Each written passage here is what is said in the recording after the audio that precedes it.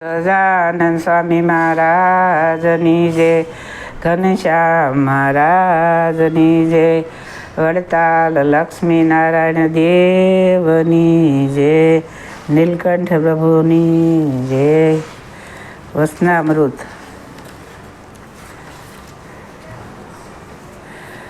ગરડા પ્રથમ વચનામૃત પહેલું. અખંડ વૃત્તિનું.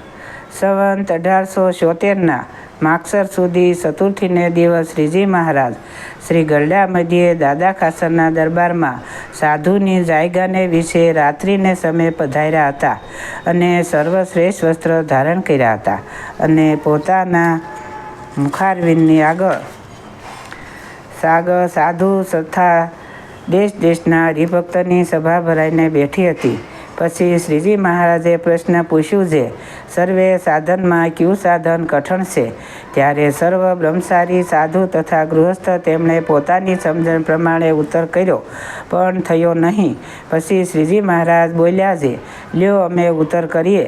જે ભગવાનના સ્વરૂપમાં મનની અખંડ વૃત્તિ રાખવી તેથી કોઈ સાધન કઠણ નથી, અને જે મનુષ્યના મનની વૃત્તિ ભગવાનના સ્વરૂપમાં અખંડ રહે છે તેને તેથી બીજી આધિક પ્રાપ્તિ શાસ્ત્રમાં કહી નથી.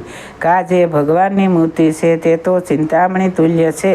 જેમ ચિંતામણી કોઈ પુરુષના હાથમાં હોય તે પુરુષ જે પદાર્થને ચિતવે તે પ્રાપ્ત થાય છે, તેમ ભગવાનની મૂર્તિને વિશે જેના મનની અખંડ વૃત્તિ રહે છે તે તો જીવ, ઈશ્વર, માયા અને બ્રહ્મ એમના સ્વરૂપને જો જોવાને ઈચ્છે છે તો તત્કાળ દેખે છે. તથા વૈકુંઠ, ગોલોક, બ્રહ્મહોલ એ આદિક જે ભગવાનમાં ધામ તેને પણ દેખે છે.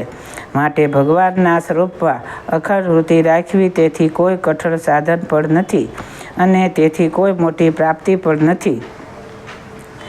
ત્યાર પછી હરિભક્ત શેઠ ગોવર્ધનભાઈએ શ્રીજી મહારાજ પ્રત્યે પ્રશ્ન પૂછ્યો, જેને ભગવાનની માયા કહે છે તેનું રૂપ શું છે? પછી શ્રીજી મહારાજ બોલ્યા છે, ભગવાનનો ભક્ત હોય તેને ભગવાનની મૂર્તિનું ધ્યાન કરતાં જે પદાર્થ આડું આવીને આવરણ કરે તેને માયા કહીએ.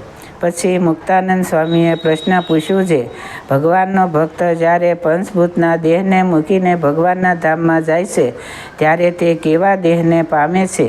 ત્યારે શ્રીજી મહારાજ બોલ્યા છે, ધર્મ કુળને આશ્રિત એવો જે ભગવાનનો ભક્ત છે તે ભગવાનની ઈચ્છાએ કરીને બ્રહ્મમય દેહને પામે છે. અને જ્યારે દેહને મૂકીને ભગવાનના ધામ પ્રત્યે જાય છે ત્યારે કોઈક તો ગરુડ ઉપર બેસીને જાય છે અને કોઈક તો રથ ઉપર બેસીને જાય છે અને કોઈક તો વિમાન ઉપર બેસીને જાય છે. એવી રીતે ભગવાનના ભક્ત ભગવાનના ધામમાં જાય છે તેને યોગ સમાધિવાળા છે તે પ્રત્યક્ષ દેખે છે. પછી હરિભક્ત ઠક્કર હરજીએ શ્રીજી મહારાજને પૂછ્યું છે, કેટલાક તો ઘણા દિવસ સુધી સત્સંગ કરે છે તો પણ તેને જેવી પોતાના દેહ અને દેહને સંબંધી વિશે ગ્રાઢ પ્રીતિ છે તેવી સત્સંગમાં ગ્રાઢ પ્રીતિ નથી થતી. તેનું શું કારણ છે? પછી શ્રીજી મહારાજ બોલ્યા છે, એને ભગવાનનું માધ્યમ સંપૂર્ણ જાણ્યામાં આવ્યું નથી, અને જે સાધુને સંગે કરીને ભગવાનનું માધ્યમ પરિપૂર્ણ જાણ્યામાં આવે છે તે સાધુ જ્યારે પોતાના સ્વભાવ ઉપર વાત કરે છે ત્યારે તે સ્વભાવને મૂકી શકતો નથી, અને તે વાતના કરનારા જે સાધુ તેનો અવગુણ લે છે તે પાપે કરીને સત્સંગમાં ગાઢ પ્રીતિ થતી નથી. કા જે અન્ય સ્થળને વિશે જે પાપ કર્યા હોય ને સંતને સંગે કરીને જાય અને સંતને વિશે જે પાપ કરે છે તે પાપ તો એક સંતના અનુગ્રહ વિના બીજા કોઈ સાધને કરીને ટળતા નથી. તે શાસ્ત્રમાં કહ્યું છે તે માટે સંતની અવગુણ જો ન લેતો એને સત્સંગમાં દ્રઢ પ્રીતિ થાય. ઇતિ વચનામૃત ગરડા પ્રથમનું પહેલું. સહજાનંદ સ્વામી મહારાજની જય. હરિ કૃષ્ણ મહારાજની જય. સૌને મારા જાજાથી જય સ્વામિનારાયણ.